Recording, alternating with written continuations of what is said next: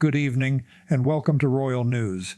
I'm George Will, and tonight, a quiet question appears to be moving once again through the long corridors of Buckingham Palace, not announced publicly, not acknowledged formally, yet discussed with increasing seriousness among those who observe the delicate balance of the modern monarchy.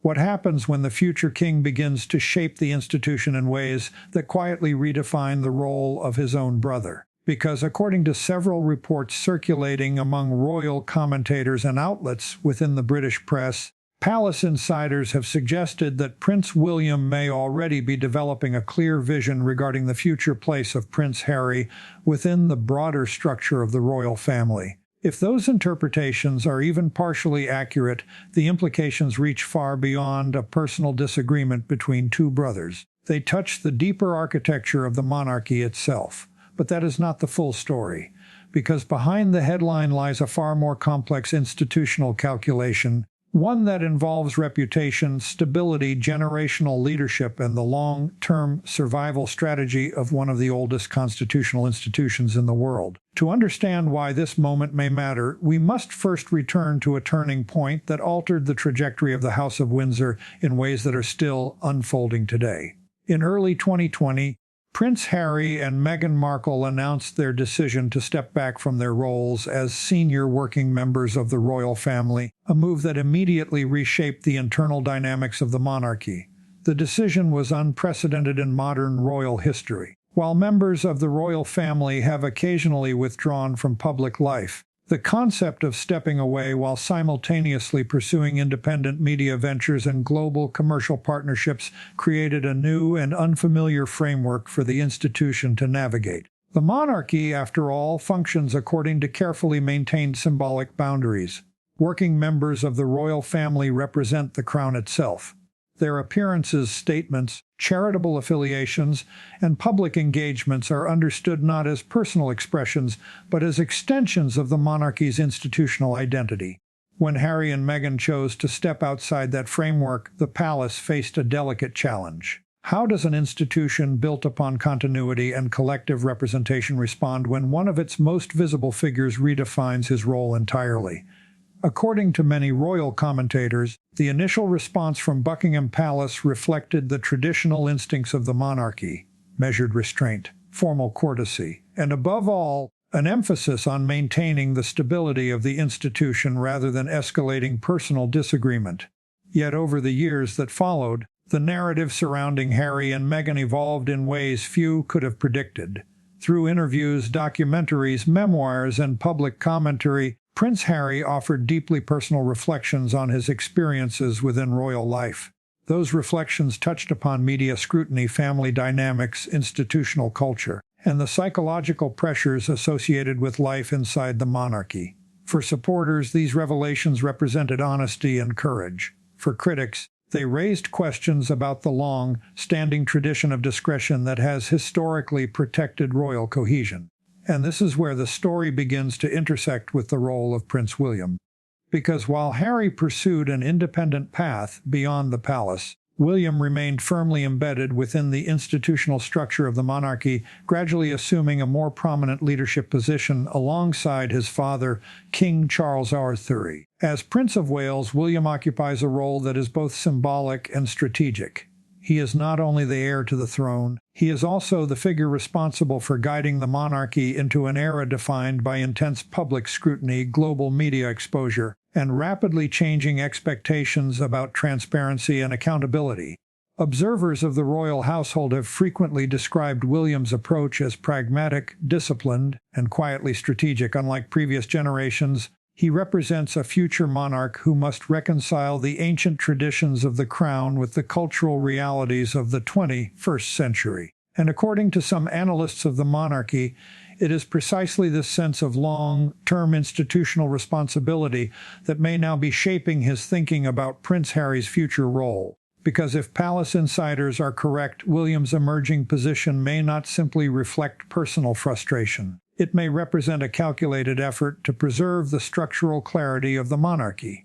Yet the situation remains far from simple, because despite the distance that has developed between the brothers, Prince Harry has never entirely severed his connection to the royal family. In several interviews and public appearances, he has spoken about his continued love for his family and his hope for reconciliation.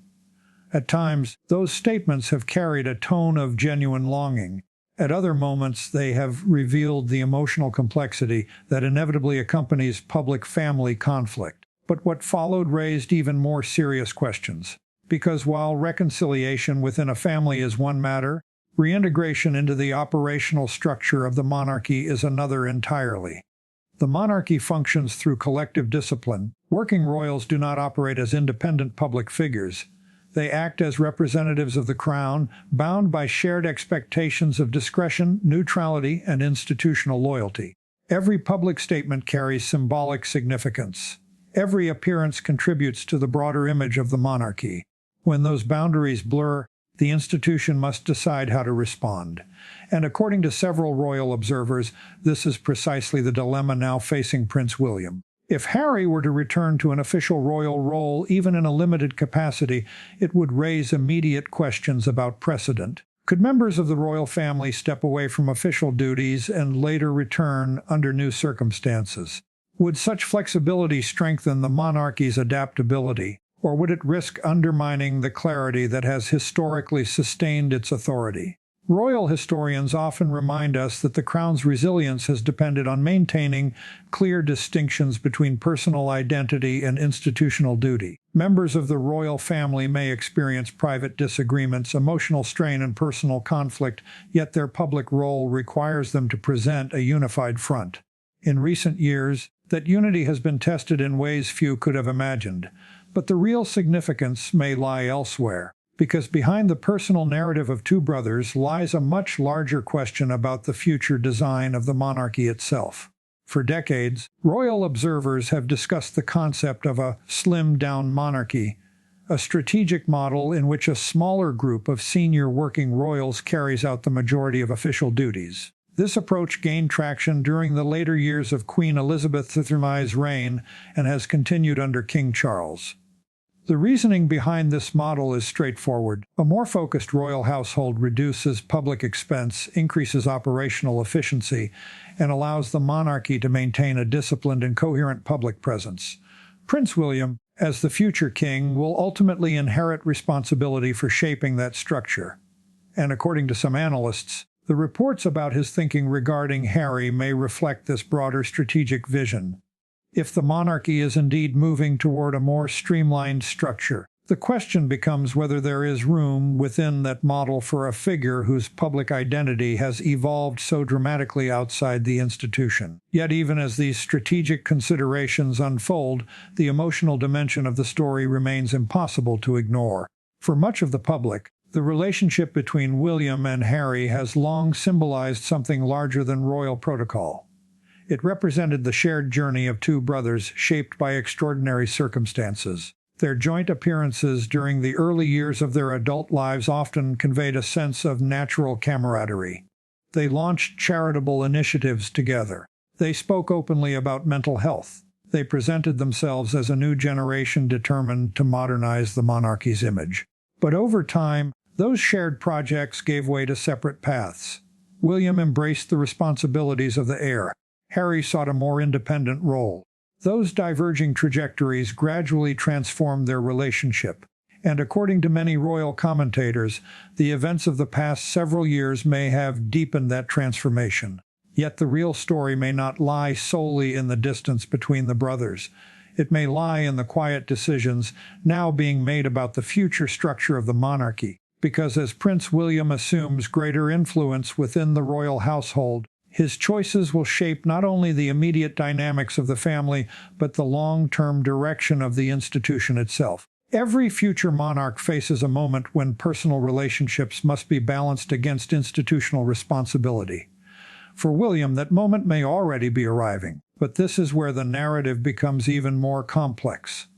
Because according to some observers of royal affairs, the reports suggesting that William has developed a clear plan for Harry may not necessarily mean permanent exclusion.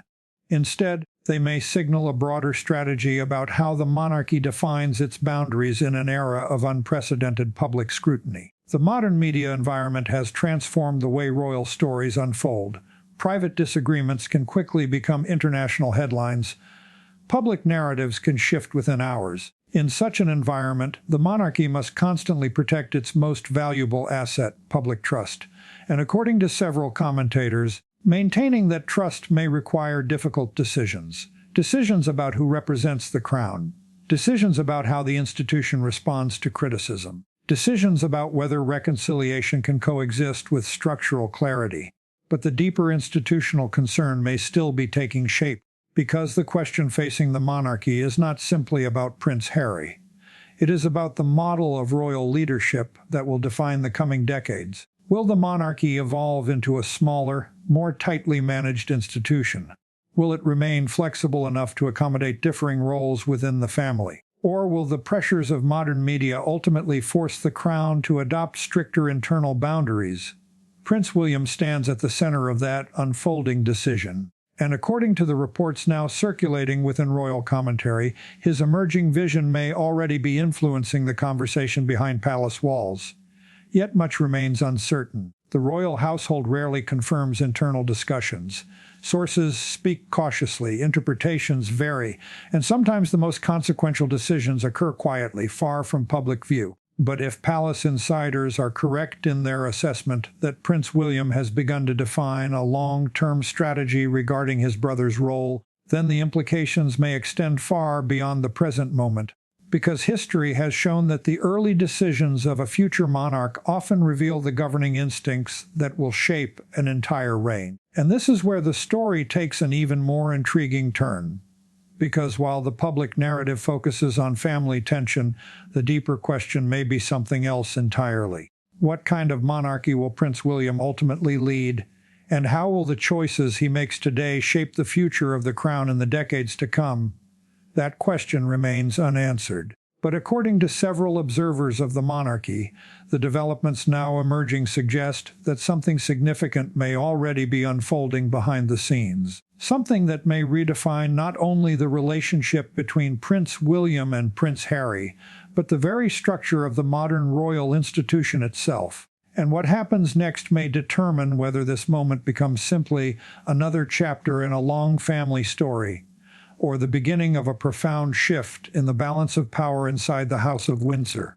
And this is where the situation surrounding Prince William's reported plan for Prince Harry begins to reveal its deeper institutional meaning, because when analysts of the monarchy examine moments like this, they rarely focus solely on the personal relationship between the individuals involved. They examine how the institution itself adapts when internal strain collides with public expectation. According to several royal commentators and historians who study the structure of the British monarchy, the question facing Prince William today may be less about reconciliation and more about clarity of roles, clarity of responsibility, and clarity of how the crown presents itself in a modern world where every royal decision is examined instantly and globally. Because the monarchy survives not through force or political authority, but through something far more delicate, public legitimacy. The crown exists because the public continues to accept it as a stabilizing symbol, a national institution that stands above political conflict and partisan debate.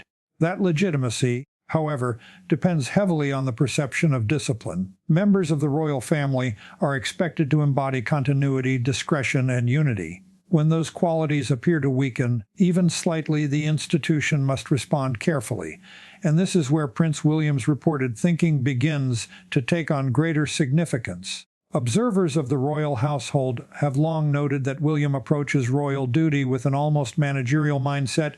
He studies how the institution functions, how public perception evolves, and how previous generations of monarchs navigated moments of tension. Unlike earlier heirs to the throne, William's path to kingship is unfolding in a digital age where the boundaries between private life and public narrative have almost disappeared. Every speech, every gesture, every perceived disagreement can become a global story within minutes. From that perspective, the question of Prince Harry's future role becomes far more complicated than a simple family reconciliation. Because Harry now exists within a very different public ecosystem. Since stepping back from senior royal duties, he and Meghan Markle have developed a public identity built around media production, documentary storytelling, and independent advocacy. Their interviews, podcasts, and streaming projects have offered deeply personal reflections about life inside the royal institution. Supporters see this openness as refreshing honesty. Critics see it as a departure from the quiet discretion traditionally expected from members of the royal household. And this is precisely where the institutional dilemma emerges. If Prince Harry were ever to return to an official royal role, even in a limited capacity, the monarchy would have to reconcile two very different approaches to public communication. One approach emphasizes institutional silence, the traditional royal method of allowing time and continuity to neutralize controversy. The other embraces direct storytelling, personal narrative, and media transparency. These approaches are not easily combined. Yet the real significance may lay elsewhere. Because according to several analysts of royal governance, Prince William may not be focused solely on the present moment. He may already be thinking about the structure of the monarchy during his own future reign. For decades, the royal household has quietly moved toward the concept of a streamlined monarchy, a smaller group of senior working royals carrying out the majority of public duties. This concept gained particular momentum during the later years of Queen Elizabeth II's reign and has continued under King Charles III. The reasoning is straightforward. A smaller core of working royals creates greater clarity about responsibility and reduces the risk of conflicting public narratives. In that context, the return of a figure whose relationship with the institution has been publicly complicated would raise strategic questions. Not necessarily because reconciliation is impossible, but because the monarchy must protect its internal coherence. And this is where the discussion becomes even more nuanced. Because Prince William's reported approach may not be about excluding Harry from the family, something that would be both unrealistic and emotionally painful.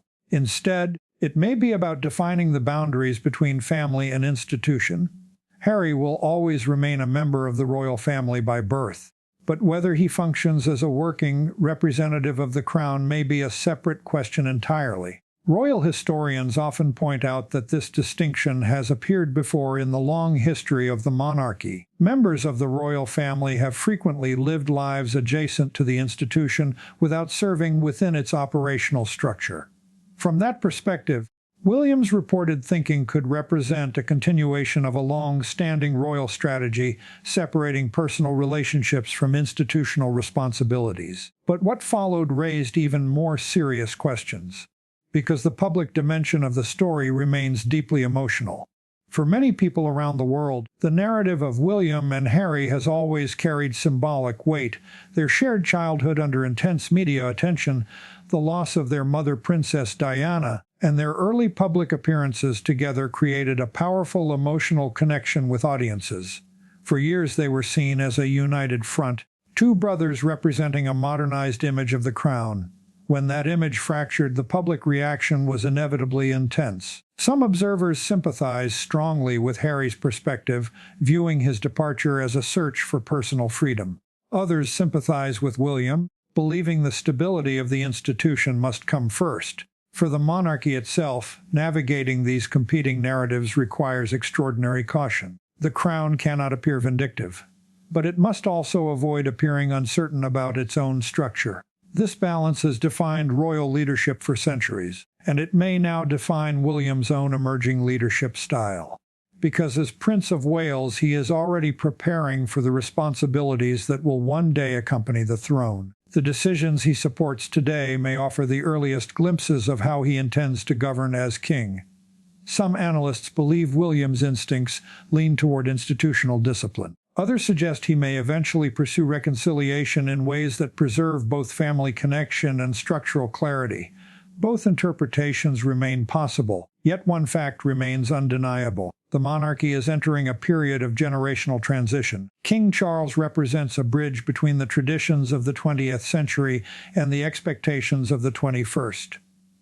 Prince William represents the future. The structure he inherits will not remain exactly as it is today. And according to many royal observers, the conversation about Harry's role may be part of that broader evolution. because the crown must constantly adjust its internal design while preserving its external image of stability. It must modernize without appearing unstable, adapt without appearing uncertain, and survive personal conflict without allowing that conflict to overshadow the institution itself. History shows that the monarchy has faced moments like this before. Moments when personal relationships collided with institutional necessity. Sometimes those moments ended in permanent separation. Other times time itself softened the conflict. Time, after all, has always been the monarchy's most powerful ally. Controversies fade, narratives shift, new generations reinterpret old events. But the institution endures. And perhaps that is the quiet lesson behind the current reports about Prince William's thinking. Behind the speculation, behind the media debates, behind the emotional narratives surrounding two brothers whose lives have taken dramatically different paths, the monarchy continues its careful calculation, watching, adjusting, protecting the continuity that has defined it for centuries. Whether Prince Harry's relationship with the institution eventually changes or remains as it is today may ultimately matter less than the principle guiding those decisions. Because for the Crown, continuity has always been the central priority. Individuals may shape the story for a time, but the monarchy is designed to outlast every individual chapter. And if the reports about Prince William's long-term vision prove even partially accurate, historians may one day look back on this period as the moment when the future king quietly began defining the boundaries of the modern monarchy, not through dramatic confrontation, not through public declaration, but through the patient, deliberate shaping of an institution that has always understood one fundamental truth. The survival of the crown depends not on avoiding tension, but on navigating it with discipline, patience, and a clear sense of history. And in that sense, the unfolding relationship between Prince William and Prince Harry may reveal something far larger than a family disagreement. It may reveal how the next generation of royal leadership intends to guide the British monarchy through one of the most complex eras in its long and remarkable history.